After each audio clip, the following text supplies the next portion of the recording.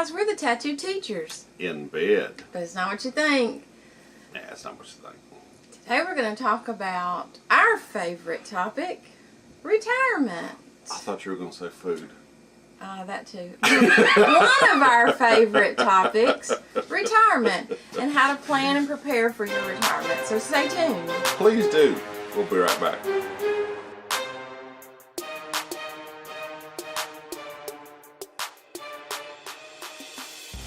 Hi guys, Tattoo Teachers here. And one of the things, once you reach retirement age, whatever that is for you, you tend to think back about all the things you coulda, woulda, should have done, and hence our videos. hence our videos. We thought about all the things that we would have done differently in our career, or maybe the same. Yeah. But that's why we're making these videos, to try to help somebody else in the teaching profession for us. Absolutely. Because we tend to make jokes about all the things that we did wrong, but we did some things correctly, and we want you to do it too, and we want you to take it and fit it to your life and to your career. And one of the things that we did correctly that we particularly want to share with young teachers, if you're within your first few years of getting started, not that it's ever too late, is you just need to start thinking about retirement. And I know that seems odd if you're early 20s, mid-20s, and you're just now getting in this career. Why are you worrying about something that's going to happen 30 or 40 years from now? And believe me, when I started teaching, I thought retirement was so far off I couldn't see it. And I'll go ahead and tell you that when he mentions anything about saving for your future, that was all him. I provided the motivation, buying. He provided the saving, and I maybe motivated you in your career a little bit to go ahead and get your master's and stuff like that. Absolutely. But as far as saving, I'm going to be a little quiet on this one, so just letting you know. You realize you're promoting a stereotype, right? I don't care. I am what I am. I can't change at this late date. Well, yeah, I can, but I want to change at this late date. When we were, and probably this was true for you too, probably sophomore, junior in high school, you had a economics teacher or someone came and spoke to your class about saving money, and you probably heard some guy in a suit or lady in a suit tell you and tell your class, if you'll start saving now, if you'll just put $10, $20, $25 in the bank every week, by the time you're 40 years old, you'll be a millionaire. And if you were like us, you're probably like, lady, 40 years old, I'll be dead. I don't care. Who cares at that age? Yeah. And who's got 20 or 25 bucks a week to put aside anyhow?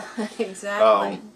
That's one thing that hasn't changed much in the generations that have passed since we were in high school, back when dinosaurs ruled the earth.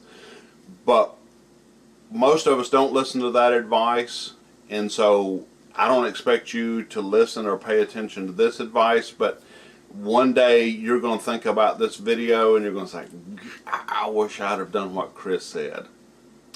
And it's paid off, hasn't it? It has paid off. I remember one time I got a little bit of a raise. I went from like a 10-month employee to an 11-month employee or something like that because of something that we were doing in the school system. And this one had the big idea to start investing it in some retirement something, and did all this paperwork. I did sign off on it, but it was begrudgingly I signed off on it. And I never saw that raise. It was just like nothing ever happened. That money went somewhere else. And I've talked about that for years and years. Robin knows, my friend Robin knows, I'm always fussing about that. Never saw that money. But now it's out there somewhere waiting for me to turn the right age. And she is seeing that money in statements every quarter. It's there. And that money means so much more to us now than it would have then. It would have just been clothed away. My kombucha away. My university accounting professor told us once, and I believe this is true. that we spend what we make. True. And that's absolutely true. We do. We spend what we make. And I listened to that advice from him. I listened to it twice, as a matter of fact. I had to take that class twice. Debits and credits just, I don't know, seemed foreign to me. But anyhow, we spend what we make. And as Americans particularly, money tends to burn a hole in our pocket. And if it's there, if it's accessible, we tend to spend it. Credit cards are a great menace to many of us, and we just it's like we just go nuts if we have access to money. So here's what I recommend, and here's what she's talking about. When you begin teaching, you should already have, and if you don't, sit down this week and do this. Create a spreadsheet, either on your laptop or just in an old notebook, anything. Lists. You're going to create a one column, and you're going to list all of your bills, all of the monthly recurring bills that you're always going to have, whether it's rent, mortgage payments, whatever it is. You know you're always going to have that. Utility bills. Got to have lights on. Got to have heat. Got to have air. Water. You have to pay gasoline for your vehicle, unless you're driving an electric vehicle, and even then, you know, that goes into the electric bill. Or yeah, if you're taking a subway or train, then that's a cost that you're going to have. List everything that you know every month you're going to have, and don't forget you have to eat. Okay, there has to be a food bill in there somewhere, and just monthly recurring things inside your home. Then under that, create this list of the things that maybe, like if you have a credit card bill, if you have outstanding debt on something that is finite, there will be a point where it'll be paid off, whether it's a car, or if you borrowed money to pay for furniture or something like that. Student loan debt, I know that's a biggie, and that seems like that's never going to go away, but it is. List all of that. Create a column of your monthly payments, and then add that up and see what that is. If you already know what your income is going to be as a teacher per month, and this is after retirement's taken out, this is after taxes, list that at the bottom. Compare those two figures and see what you have left over. I'm not going to tell you or even suggest what percentage of that you need to save. All I'm going to say is you need to start saving something. We started out, I think it was like $50 a month. When I moved from the classroom to become an assistant principal, I immediately started hiding most of the raise that I've received from that promotion, and I put it into two accounts. I have a Roth IRA that I had drafted out of my check every month. I never had an opportunity to touch that money. You probably have a representative coming into your school at the beginning of the year who's promoting an account called a 403B. Is all this you're talking about Louisiana, or is this? That's nationally. Okay. The 403B is an educational account. It's designed specifically for educators, that allows you to save pre-tax money in an account. The 403B will not make you a lot of money. I don't think they lose money. You know, it kind of stays flat as far as its growth, but it does earn some interest, and that's a good way just to hide that money away from yourself. And I'm telling you all this to get to this point. Most of you have a retirement system, particularly if you're in public education in America, through your state that's funded. Part of that is funded by the state, part of it is funded by your contributions, and they take that money, they invest it, and they grow it until you get ready to retire. You do not want to put yourself into a position where you're having to rely strictly on your teacher retirement. Here's the reason why. Some people get sick. Some people become ill. before their career in education is over. Some people get into education and they're in it for 20 years and they decide, you know what, this just isn't fun anymore, or they're presented with opportunities. I'm thinking of someone right now that was in for years and years and years and saw an opportunity to move into a totally different career that they thought they would really enjoy, and I think they are enjoying it, making a good salary. They were able to retire, draw out that guaranteed income for the rest of their life, and have another check coming in every month. You don't want to put yourself in a position where you're having to rely strictly on your teacher retirement, because things happen. People get sick.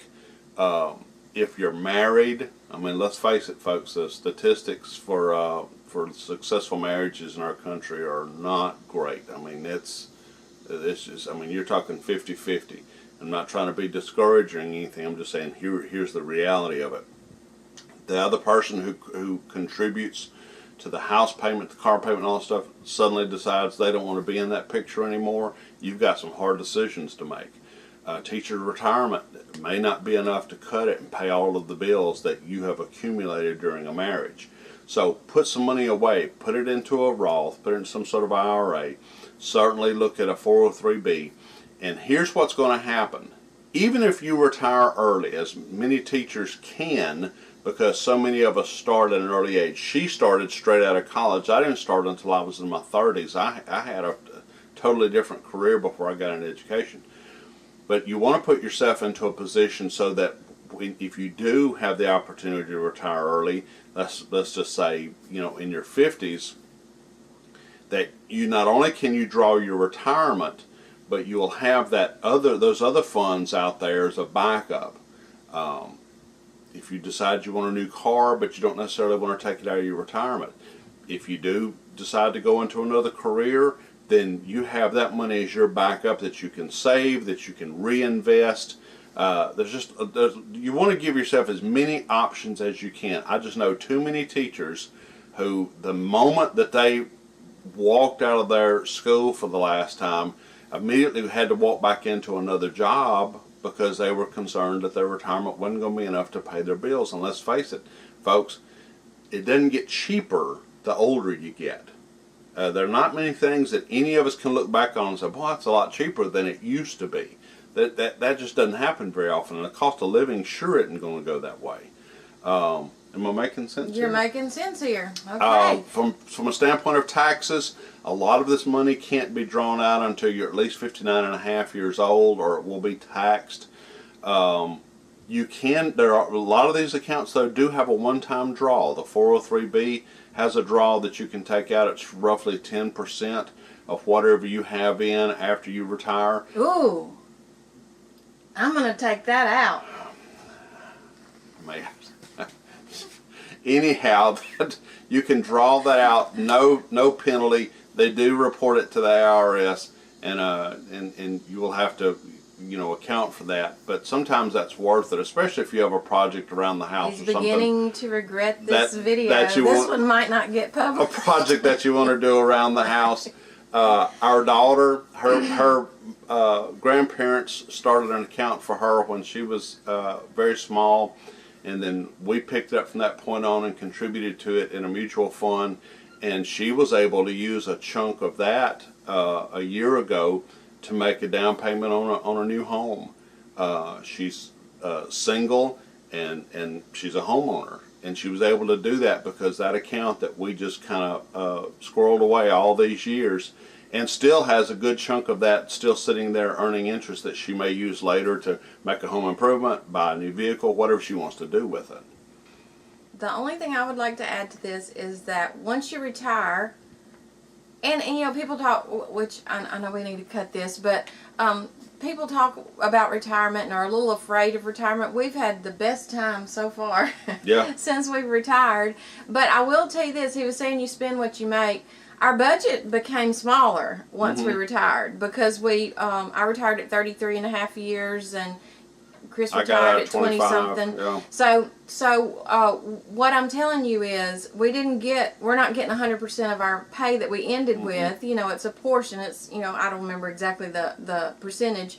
But what I'm telling you is that once you retire, if you want to live in the way that you were accustomed to living on the full salary, you're going to have to do something to make sure that you have the money to do that. So when you retire, you've got to you've got to re-look at your budget. Well, you need to look at your budget every month, but especially once you retire, you got to look at that budget and decide what's important to you and what you can cut out, and you know, got to get those credit cards paid off. That's not a good thing, is when you keep charging on those credit cards. You got to get those paid off so that you can live in your retirement. If you decide to go 40 years, then it's not an issue, because you're going to draw, typically, if your state is set up like Louisiana, you're going to draw 100% of whatever your salary was anyhow. And don't forget, in most cases, sick days count. Sick days roll over. So if you can save up those days, that would be awesome. Also, before you retire, before you take that step out for the last time, look at refinancing rates. Look around your community and your local banks and see what it costs to refinance your home. It could be that you may have a really good rate at that time, and you can lower your monthly payments if you want to, or you can maintain your monthly payments or increase them a little bit and shorten the term, and then take some of that equity, if you have any outstanding debt, credit card debt that's costing you 18% per month, and you may want to pay off some of that. We did that. We refinanced, got a fantastic rate, and we were able to pay off a lot of that stuff, consolidated into a monthly note with our home for the amount of debt that we had left anyhow. We were going to be paying for another 10 years on our home anyhow. Well, that's what we did on ours. Really the best thing to do when you buy a home, if you can at all afford it, is to just finance for 15 years instead of 30. Yeah. That would be the best thing. And get that paid off while you're working. Yeah.